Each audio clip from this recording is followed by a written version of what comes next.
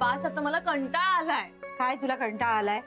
देवाने एवढे सोन्यासारखे केस दिलेत, जराशी त्याची वज ठेव ग. कसे झालेत नुसते रखरखीत. मला नाही आवडत असं चप्पू चप्पू.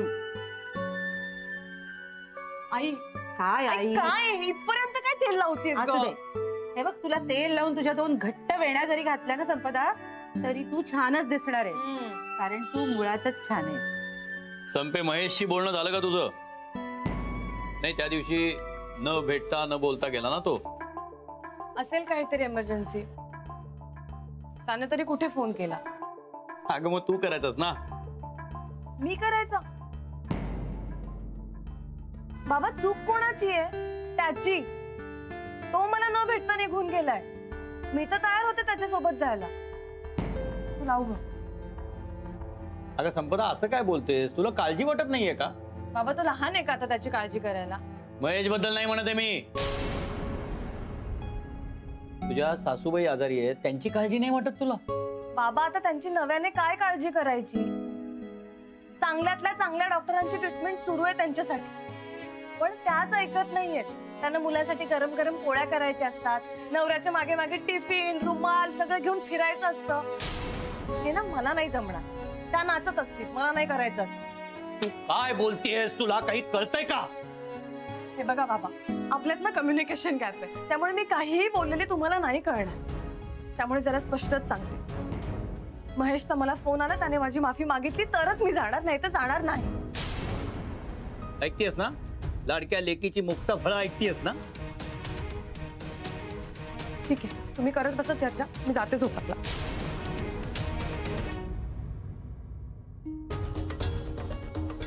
बघतेस ना तिचं वागणं? महेशचं ऐकून तुम्ही तिला गुन्हेगार ठरवू नका.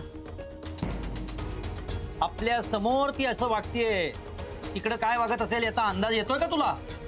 ते बघा, तिच्याशी प्रेमाने वागलं ना तर ती सुद्धा छानच वागते. तेव्हा मला नाही वाटत तिचं काही चुकलंय असं. अंजली थांब.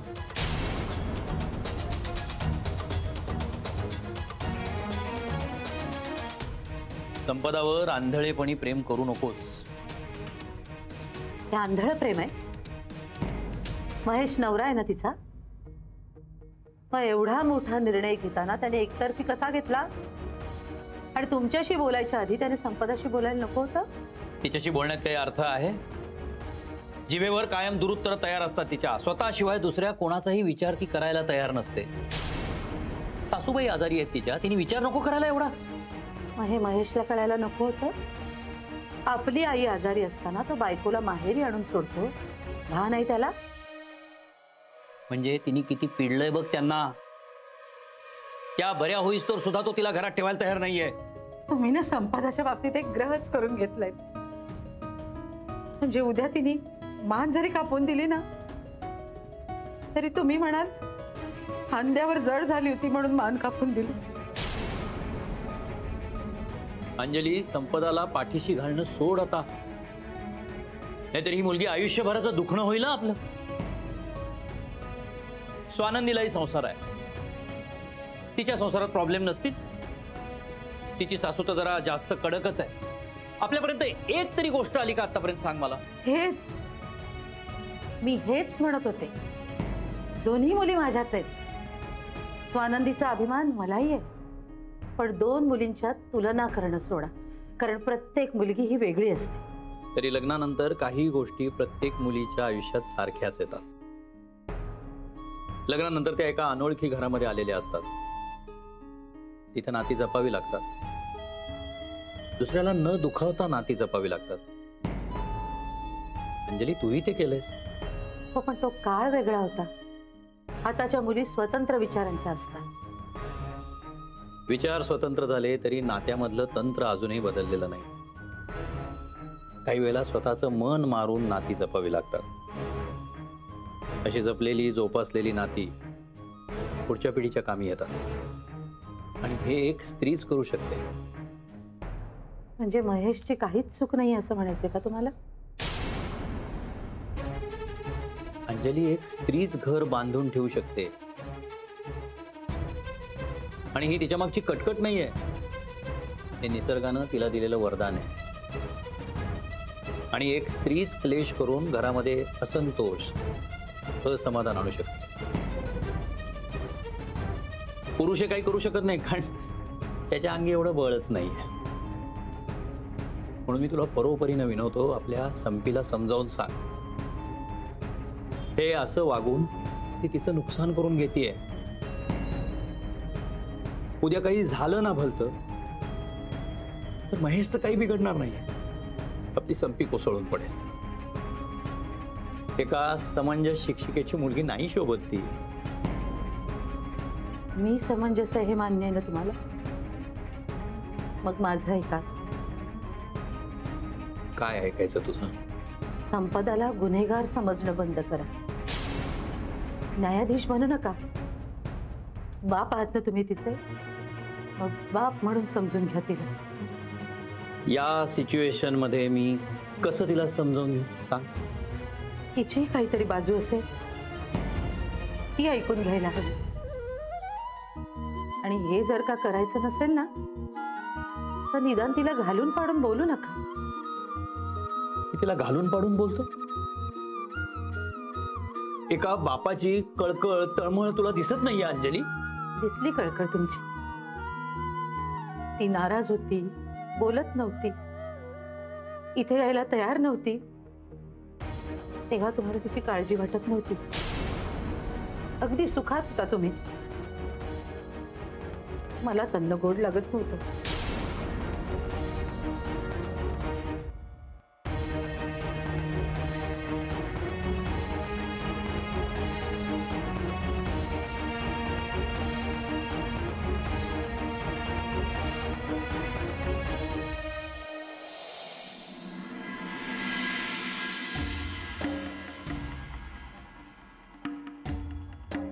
मच्छी मावशी, बरोबर नाही केलं तुम्ही. स्वानंदी होती म्हणून तुमचा डाव उलटला. इथं माझी फजिती करण्याचा पुरेपूर प्लॅन केला होता तुम्ही. आता ना अति होत आहे तुमचं. बच्ची मावशीनं धडा शिकवायलाच हवा. काय करू? बच्ची मावशीनं घराच्या बाहेर काढण्यासाठी कुणाच्या खांद्यावर बंदूक ठेवू बरं? नीलिमा, निरंजन,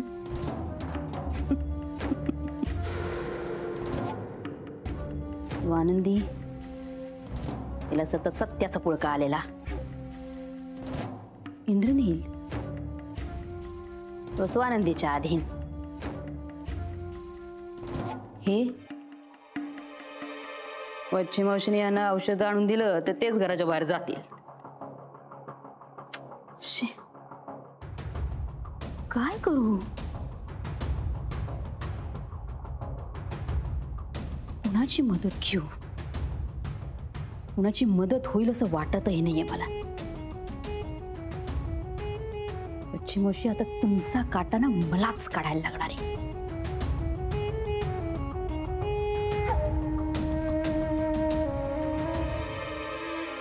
काय झालं रे देव माझ्या आयुष्य?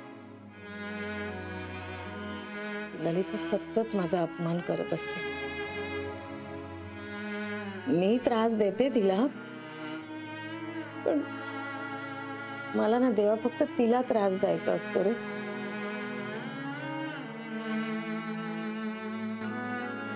पण साऱ्या घरादाराला त्याचा त्रास होतो ना, ते मला नाही सहन होत.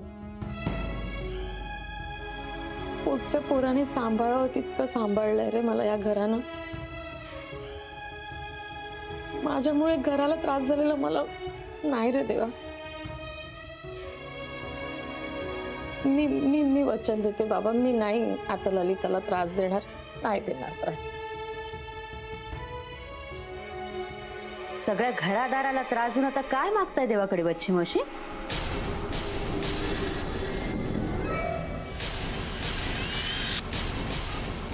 ललिता, तू कधी आलीस? आत्ताच आले. नाही, कारण आता घरातल्या घरात फिरताना सुद्धा मला तुमची परवानगी घ्यावी लागेल ना, कारण तुमच्या मतानुसार हे घर तुमचं आहे.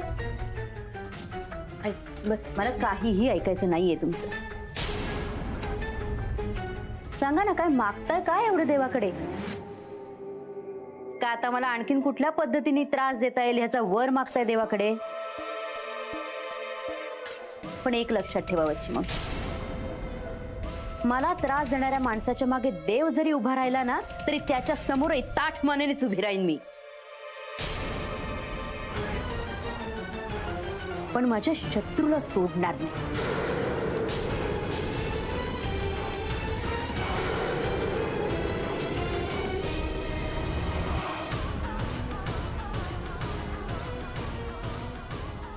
कुत्र्याचं शेपूट वाकडं म्हणतात ना देवा, ते अगदी बरोबर आहे हिच्या बाबतीत. नाही, मी नाही सोडू शकत हिला. मी घेते बाबा माझे शब्द मागे. हिला धडा शिकवण्यासाठीच माझा जन्म झालाय बहुतेक. मी शिकवणार हिला धडा. हो ललिते, बघ आता सकाळी तुला कशी धारेवर धरते ना, बघच. ती बोलत नाही मी,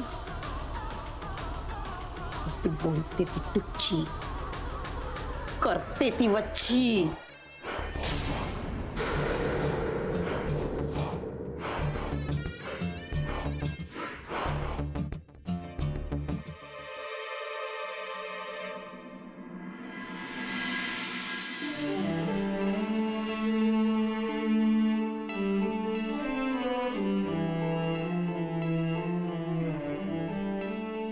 काय परंपरा? हा तर अडाणीपण आहे.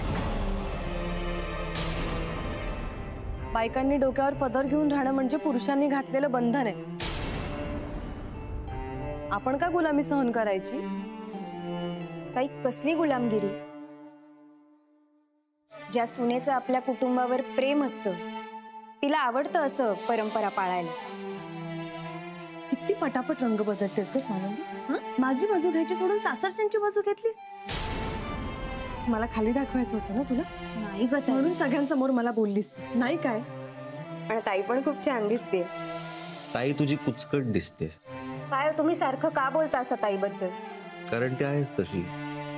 काय ना स्वानंदी, तू तिच्या खूप जवळ असतेस. तिला जरा दुरून बघ, मग तुला कळेल. महेश आला नव्हता ना म्हणून तिचा मूड ऑफ होता. हा, विचार कर स्वानंदी, लग्न होऊन फक्त 2च महिने झालेत आणि तरीही बायकोच्या बोलवण्यावरून नवरा येत नाही. काहीतरी प्रॉब्लेम.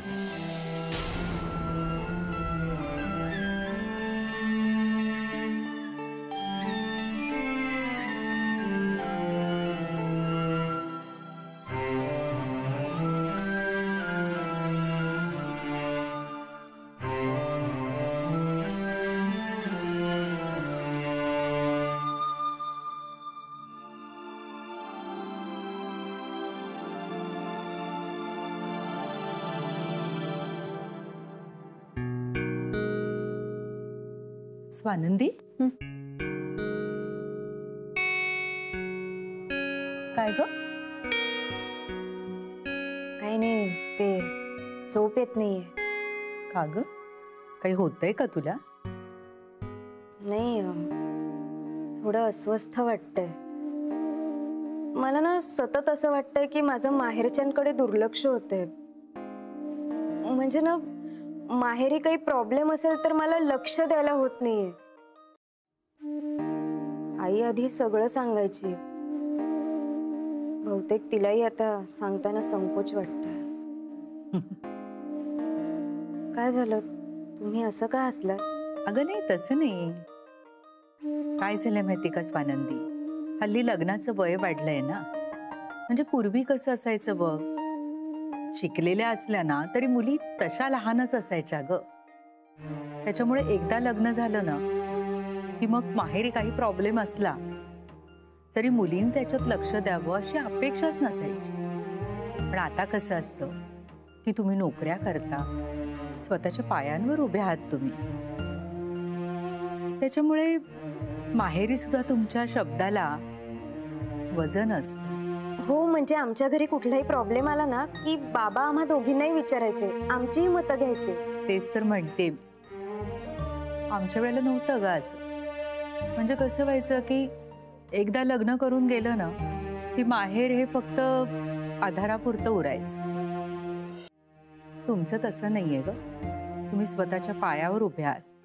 त्याच्यामुळे लग्न जरी झालं तरी माहेरची जबाबदारी पण सोडवत नाही तुम्हाला. पण म्हणजे हे चुकीचं आहे का? म्हणजे मी आता तिथली काळजी नको का करायला? पण ही सवय नाही सुटणार. अगं पण नाहीच सोडायची ती सवय. हे चुकीचं नाहीच आहे. अगं ज्या आईबाबांनी आपल्याला जन्म दिला, एवढं मोठं केलं आणि एवढे मोठे निर्णय घ्यायची क्षमता दिली, त्यांना का म्हणून सोडायचं? म्हणजे जेवढा अधिकार सासरच्या लोकांचा असतो ना मुलीवर, तेवढाच अधिकार तिच्या आई वडिलांचाही असतो ग. सोडून नाहीच द्यायचे मुळी काही. पण माझी ओढाताण होते हो.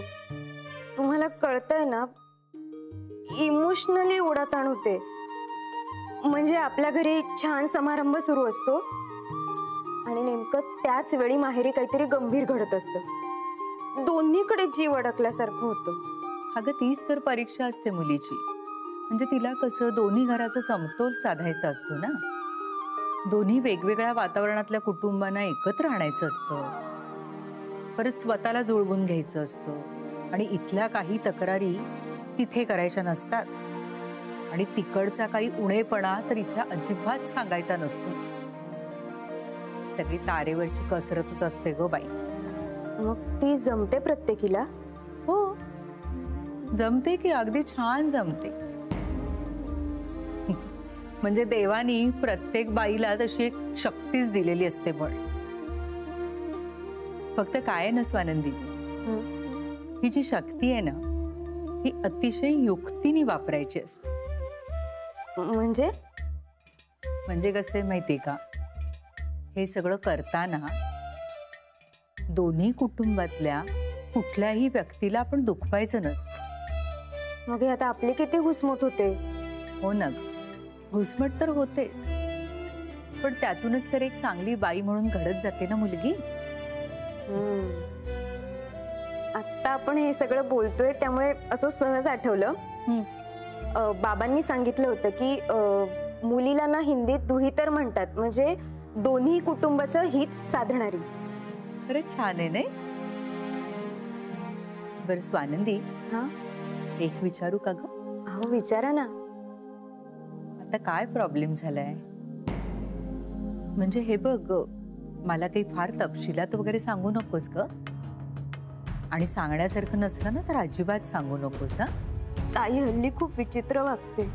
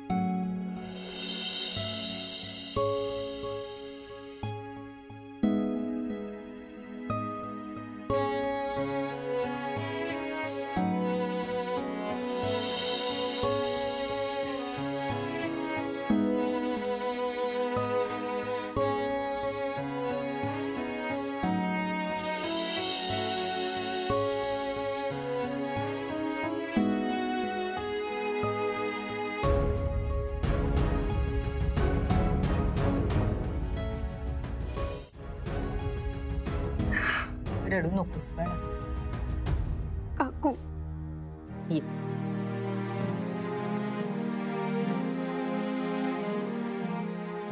मला ना खरं तर तुझ्या आई बाबांचीच काळजी वाटते. म्हणजे एकीकडे तुझ्यासारखी एवढी समंजस मुलगी आणि दुसरीकडे संपदा.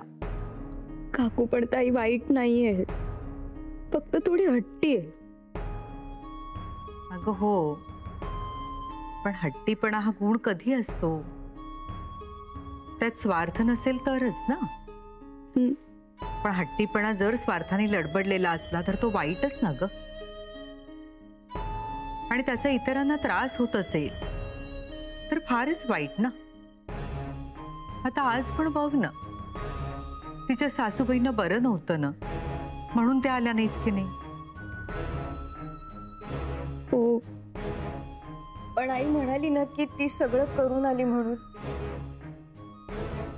पण आईंचं पण बरोबर आहे, तिने तिथे थांबायला हवं होतं.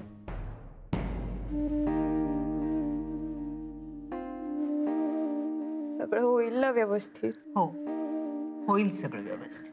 हं? नको काळजी करू. अगं, नात्यातलं आपले पण जपायला विशेष काही करावं लागत नाही. फक्त आपुलकीनं वागायला लागतं, मग ते आपोआप घट्ट होत जातं. आणि ही गोष्ट आहे ना, ती तुला न सांगताच कळलीये आणि संपदाला अजून कळली नाहीये, एवढंच.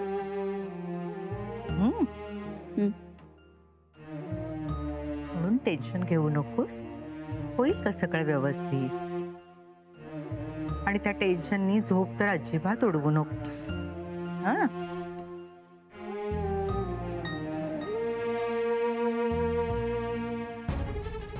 संपदाचा किती त्रास करून घेतलाय स्वानंदीने, पण यानंतर संपदामुळे हिला काही त्रास झाला ना, तर मी नाही सहन करून घेणार.